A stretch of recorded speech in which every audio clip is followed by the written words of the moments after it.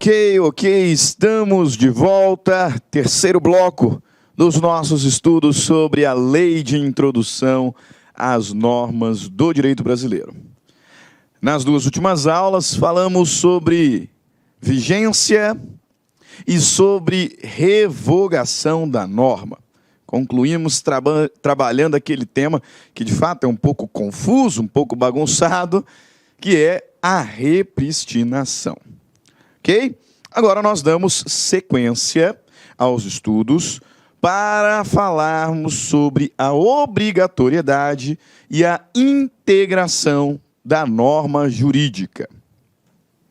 Nesse contexto, artigo 3º da LINDB traz a seguinte redação: ninguém se escusa de cumprir a lei alegando que não a conhece. Este é o princípio da obrigatoriedade da norma.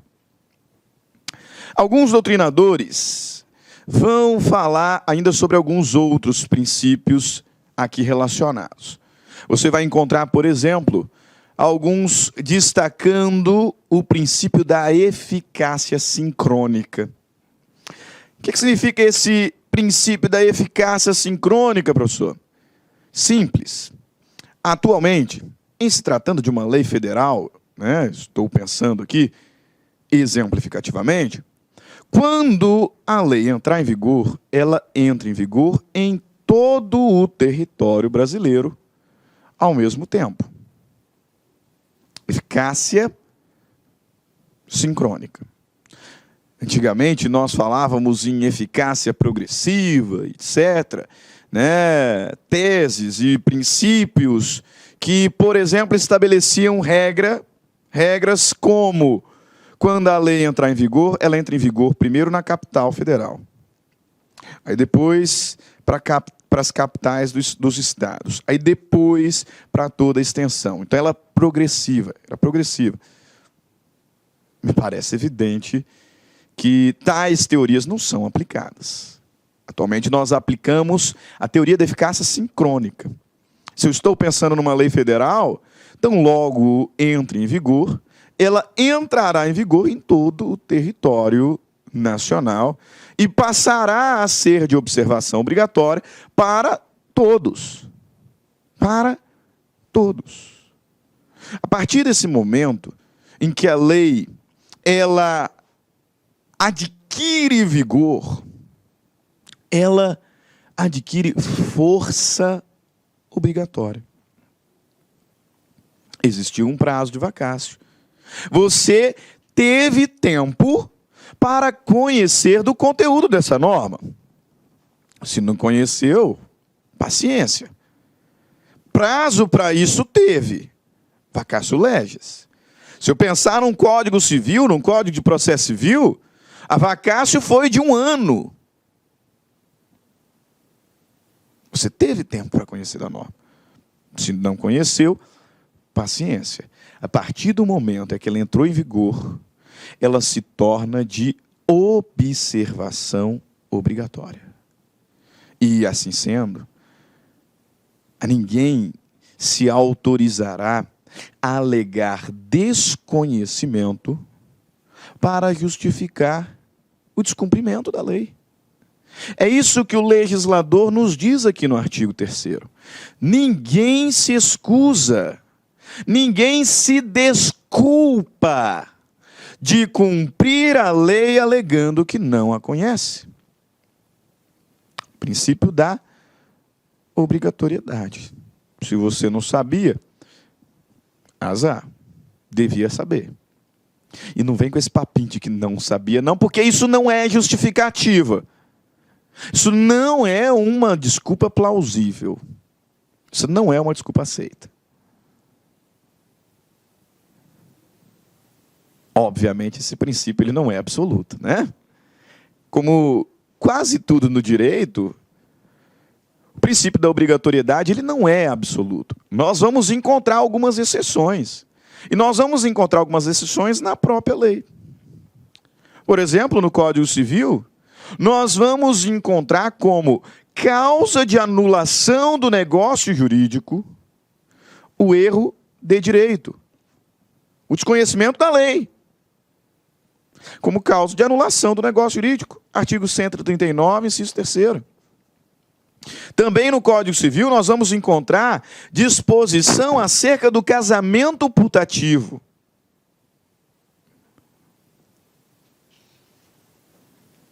O casamento nulo, mas que foi contraído por erro. E que por essa razão nós vamos aferir validade até a sua extinção. O casamento putativo, entenda, ele vai ser extinto. Só que a nulidade não vai causar efeito ex tunc, né? Em razão da putatividade, eu vou reconhecer validade e efeito ao tempo que se passou. Mas há exceções ao princípio da obrigatoriedade são ainda mais evidentes lá no direito penal. No direito penal, você vai encontrar algumas situações no Código Penal, artigo 65, inciso 2º, em que o desconhecimento da lei atenua a pena. Isso. Artigo 65, inciso 2º, se o indivíduo demonstrar que desconhecia da lei, não que ele não será responsabilizado criminalmente, será. Mas a sua pena será atenuada. E na Lei de Contravenções Penais, artigo 8º, a pena pode ser até excluída, se demonstrado o erro de direito. A lei estava lá, mas eu não sabia que era uma contravenção penal. Eu desconhecia o direito. O legislador, artigo 8º da Lei de Contravenções Penais, vai dizer que essa é uma hipótese, então, de excludente da punibilidade. Claras exceções ao princípio da obrigatoriedade. A despeito de tais exceções, a regra é: ninguém se escusa de cumprir a lei, alegando que a desconhece. Ok? Artigo 3º. Agora nós seguimos para o artigo 4º. Mas antes de realizarmos a leitura do artigo 4º, eu preciso aqui fazer algumas considerações. Tá? Não sei se você já acompanhou as minhas aulas de processo civil ou não, mas se tiver acompanhado, talvez se lembre das aulas sobre os institutos fundamentais do processo, dentre os quais o primeiro é a jurisdição. O que significa jurisdição? De forma bem objetiva, sucinta, porque não é o foco da nossa aula. Jurisdição é o poder-dever do Estado de dizer e impor o direito, no caso concreto, para a solução de conflitos. Então, se eu me vejo em um conflito de interesses, como regra, eu não posso solucionar pelas minhas próprias forças, porque a autotutela ela é proibida. Então, se eu estou aqui numa situação de conflito de interesse, eu não posso, pelas minhas próprias forças, solucionar, porque a autotutela ela é proibida. É óbvio, existem algumas situações em que a própria lei autoriza a autotutela, né? Legítima defesa, estado de perigo, no direito civil, legítima defesa da posse, de esforço imediato, nós vamos encontrar. Mas, como regra, se eu me vejo numa situação de conflito e eu não consigo resolver por autocomposição, ou seja, por acordo, terei que provocar o Poder Judiciário para que ele exerça a atividade jurisdicional. Ou seja, para que o Estado, através do Poder Judiciário, representado ali pela figura de um magistrado, me diga, no caso concreto, o direito e imponha esse direito para a solução do meu conflito. Então, o Estado me diga se realmente eu tenho razão. E se eu tenho, fala para esse sujeito aqui, o réu, que eu tenho, e obriga-o a cumprir. Jurisdição. Poder, dever do Estado de dizer e impor o direito, no caso concreto, para a solução de conflitos. Por que eu estou falando de jurisdição? A jurisdição, como regra, ela é inerte. O que significa que o Estado ele não atua ex officio. Ele precisa ser provocado. Não pode o Estado sozinho, né, iniciar ali o processo para resolver o meu conflito de interesse com o João. Não pode. O Estado tem o poder de dizer e impor o direito para a solução do nosso conflito. Mas eu tenho que pedir, eu tenho que provocar. Estado, resolva. A jurisdição ela é inerte. Portanto, entretanto, uma vez provocada, a jurisdição também é inafastável. Ela é inerte porque não é exercida ex officio. Mas uma vez provocada, ela é inafastável. O que significa dizer que o Estado tem que me dar uma resposta. Se eu provoquei o Estado para o exercício da atividade jurisdicional, o Estado tem que fazê-lo. E tem que me responder, capaz de solucionar esse conflito.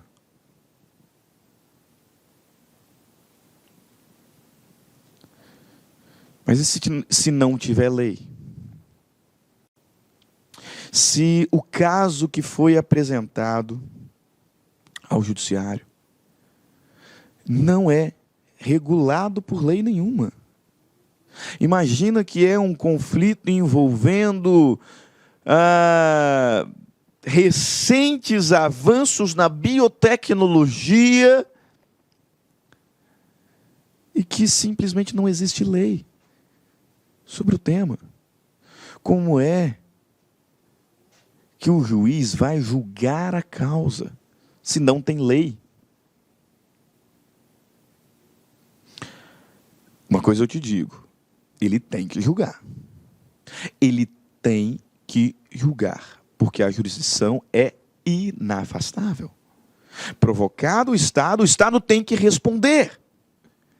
Tem que julgar a demanda, ainda que não tenha lei.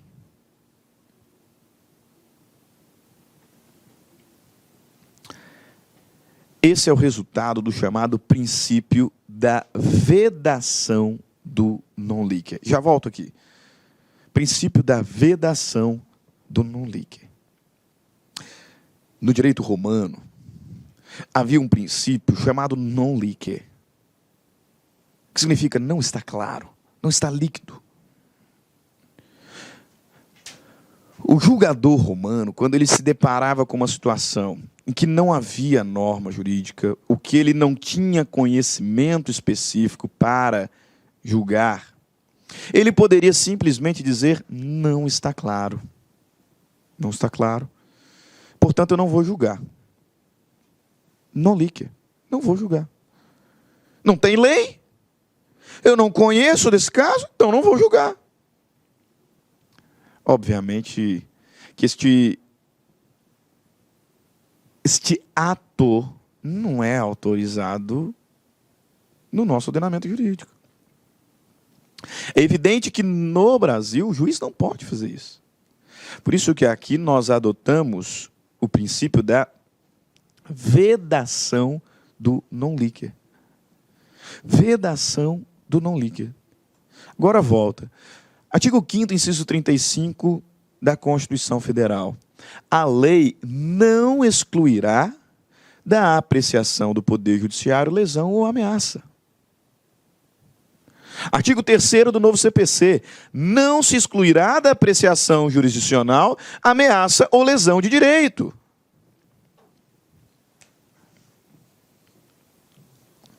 Princípio da inafastabilidade.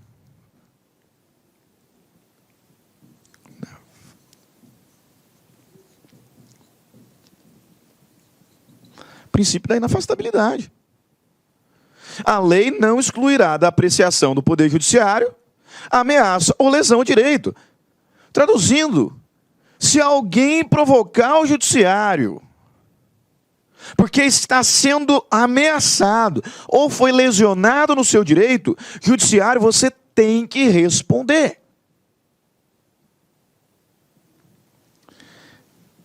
Mesmo que não tenha lei.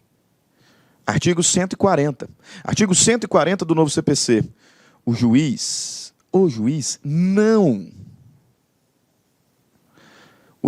não se exime de decidir sob a alegação de lacuna, sob a alegação de que não existe lei, ou obscuridade do ordenamento jurídico. Não tem lei, então não vou julgar. Aqui não vai julgar, você vai julgar sim. Vedação do non licet. Mesmo que não haja lei, o judiciário terá que dar uma resposta. Professor, mas se não tem lei, como que eu vou fazer? Oi? Se não tem lei, e nós viemos de uma escola chamada Civil Law, como que eu vou fazer? O julgador se valerá dos chamados mecanismos de integração da norma, meios integrativos da norma, que são analogia, costumes, princípios gerais do direito e equidade. Agora sim, artigo 4º da LINDB. Quando a lei for omissa, considerando que a jurisdição é inafastável, que o juiz não pode se excusar de julgar, quando a lei for omissa, o juiz decidirá de acordo com a analogia, os costumes e os princípios gerais do direito. Esses são os 3 mecanismos de integração previstos na LINDB. Quando a lei for omissa, quando houver lacuna, o juiz tem que decidir ainda assim. Para tanto, ele vai se valer da analogia, dos costumes e dos princípios gerais.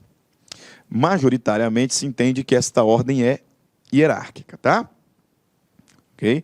Você vai encontrar alguns doutrinadores, o próprio Flávio Tartucci, que afirma não haver preferência nessa aplicação. Mas, majoritariamente, nesse ponto eu concordo com a doutrina majoritária, existe sim uma ordem preferencial. Não havendo lei, analogia. Não sendo possível a aplicação da analogia, costumes. Não sendo possível a aplicação de costumes, princípios gerais do direito. Ah, professor, e essa tal da equidade? Artigo 140 do CPC, que nós lemos. O juiz não se exime de decidir sob alegação de lacuna ou obscuridade do ordenamento jurídico. Parágrafo único. O juiz só decidirá por equidade nos casos previstos em lei. Então, pela LINDB, se a lei for omissa, o juiz julgará com base na analogia, nos costumes ou nos princípios gerais do direito. E pelo parágrafo único do artigo 140 do novo CPC, quando a lei expressamente autorizar, o juiz pode julgar, pode decidir com base na equidade. Vamos rapidamente falar sobre cada um desses mecanismos. Primeiro, a analogia. Quando que o juiz se vale da analogia? Simples. Quando ele pega uma norma que regulamenta determinada situação e aplica nesta situação aqui que não é regulada. O juiz se deparou numa situação, no caso concreto, com uma situação que não tem regulamentação normativa. Então ele vai ter que julgar, valendo-se dos mecanismos de integração. Primeiro deles, analogia. Ele vai procurar uma situação semelhante a essa. Encontrei. Tem norma essa situação? Então eu vou pegar essa norma e aplicar aqui por analogia.